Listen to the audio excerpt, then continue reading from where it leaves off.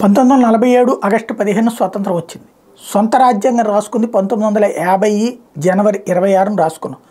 స్వాతంత్రం వచ్చిన తర్వాత ఏర్పడినటువంటి రాజ్యాంగ కమిటీ రాజేంద్ర ప్రసాద్ గారి నాయకత్వంలో అయితే రచనా కమిటీ అంబేద్కర్ గారి నాయకత్వంలో 2 సంవత్సరాల 11 నెలల 18 రోజుల పాటు రాజ్యాంగం రాయబడింది, ఆమోదించబడింది 1950 జనవరి 26.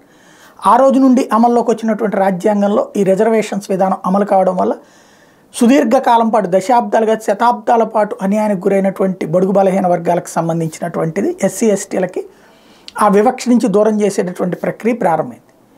అయితే ఆ రిజర్వేషన్స్ తీసుకొచ్చినటువంటి అంబేద్కర్ గారిని ఓడించిన చరిత్ర కాంగ్రెస్ పార్టీదే ఎన్నికల్లో. ఇప్పుడు ఆయన రాసిన ఆ రాజ్యాంగంలోని స్ఫూర్తిని పక్కన పెట్టి కొత్త కాన్సెప్ట్ తెర మీదకి తీసుకొచ్చింది. ప్రైవేటు సంస్థల్లో కూడా రిజర్వేషన్ తీసుకొస్తాం మేము అధికారంలోకి వస్తే.